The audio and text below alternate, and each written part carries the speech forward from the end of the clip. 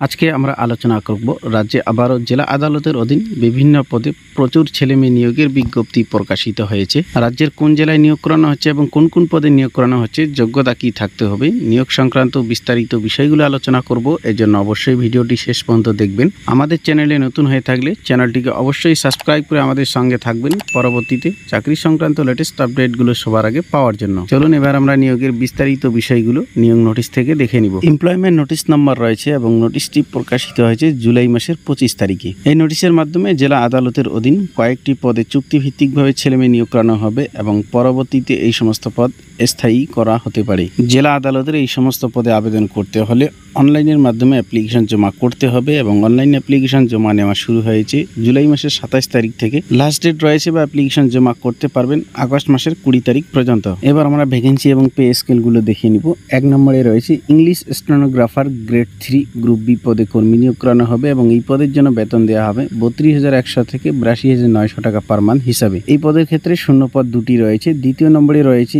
UDC group B. এই পদের জন্য বেতন দেওয়া হবে 28,900 থেকে 74,500 টাকা পার মান্থ হিসাবে। ইউডিসি পদের ক্ষেত্রে শূন্য পদ রয়েছে 60টি। 3 নম্বরে রয়েছে এলডিসি গ্রুপ সি পদে কর্মী নিয়োগ করানো হবে এবং এই পদের জন্য বেতন দেওয়া হবে 22,700 থেকে 58,500 টাকা পার মান্থ হিসাবে এবং এই পদের জন্য শূন্য পদ রয়েছে 32টি। 4 নম্বরে রয়েছে প্রসেস সার্ভার।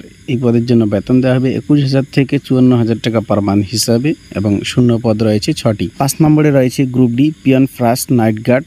এই পদের জন্য বেতন দেওয়া হবে 17,000 থেকে 43,600 টাকা পার মান্থ হিসাবে এবং গ্রুপ ডি পদের জন্য শূন্য পদ রয়েছে 27টি। প্রত্যেকটি পদের ক্ষেত্রে শূন্য পদগুলো ক্যাটাগরি ওয়াইজ দেওয়া রয়েছে। অবশ্যই আপনারা সেগুলো নিয়োগ নোটিশ থেকে ভালো করে দেখে নেবেন কোন ক্যাটাগরিতে কটি করে শূন্য পদ রয়েছে। সমস্ত পদের ক্ষেত্রে মিনিমাম বয়স থাকতে হবে 1 জানুয়ারি 2024 অনুসারে 18 বছর। এবার আমরা যোগ্যতা সংক্রান্ত বিষয়গুলো দেখে নিব। Upper division clerk group B category পোস্টের ক্ষেত্রে শিক্ষাগত যোগ্যতা থাকতে হবে। আবেদনকারীকে কোনো স্বীকৃত বিশ্ববিদ্যালয় থেকে গ্র্যাজুয়েট যোগ্যতা থাকতে হবে, তবে এই পদের জন্য আবেদন করতে পারবেন। দ্বিতীয় নম্বরে রয়েছে কোনো স্বীকৃত প্রতিষ্ঠান থেকে 6 মাসের কম্পিউটার ট্রেনিং সার্টিফিকেট থাকতে হবে এবং এই পদে আবেদন করানোর জন্য সর্বোচ্চ 32 বছর বয়স পর্যন্ত আবেদন করতে পারবেন। English stenographer group B category. এই পদের জন্য শিক্ষাগত যোগ্যতা চাওয়া হয়েছে। মাধ্যমিক বা সমতুল্য কোনো শিক্ষাগত যোগ্যতা থেকে থাকলে আবেদন করতে পারবেন। দ্বিতীয় নম্বরে রয়েছে কোনো স্বীকৃত প্রতিষ্ঠান থেকে কম্পিউটার ট্রেনিং সার্টিফিকেট থাকতে হবে। 3 নম্বরে রয়েছে কম্পিউটার অপারেশনের সন্তোষজনক ফিঙ্গারিং স্পিড থাকতে হবে। এই পদের ক্ষেত্রে সর্বোচ্চ বয়স থাকতে হবে 32 বছর। Lower division clerk. এই পদের জন্য যোগ্যতা থাকতে হবে মাধ্যমিক পাস বা সমতুল্য কোনো শিক্ষাগত যোগ্যতা থেকে থাকলে আবেদন করতে পারবেন। দ্বিতীয় নম্বরে রয়েছে কোনো স্বীকৃত প্রতিষ্ঠান থেকে কম্পিউটার ট্রেনিং সার্টিফিকেট থাকতে হবে এবং এই পদের জন্য সর্বোচ্চ বয়স থাকতে হবে 40 বছর। Group D process server. এই পদের জন্য শিক্ষাগত যোগ্যতা থাকতে হবে 8 পাস যোগ্যতা থেকে থাকলে আপনারা এই পদের জন্য আবেদন করতে পারবেন এবং সর্বোচ্চ বয়স থাকতে হবে 40 বছর। Peon night guard first. এই সমস্ত পদের ক্ষেত্রেও শিক্ষাগত যোগ্যতা 8 পাস থাকতে হবে এবং সর্বোচ্চ 40 বছর বয়স পর্যন্ত আবেদন করতে পারবেন। প্রত্যেকটি পোস্টের ক্ষেত্রে সরকারি নিয়ম অনুযায়ী রিজার্ভ ক্যাটাগরি ক্যান্ডিডেটদের জন্য বয়সের ছাড় রয়েছে এবং প্রতিটি পদের ক্ষেত্রে শিক্ষাগত যোগ্যতা সংক্রান্ত অন্যান্য বিষয়গুলো অবশ্যই আপনারা ভালো করে দেখে নেবেন। সাথে নিয়োগ সংক্রান্ত বিস্তারিত বিষয়গুলো অবশ্যই নিয়োগ নোটিশ ডাউনলোড করে ভালো করে দেখে নেবেন।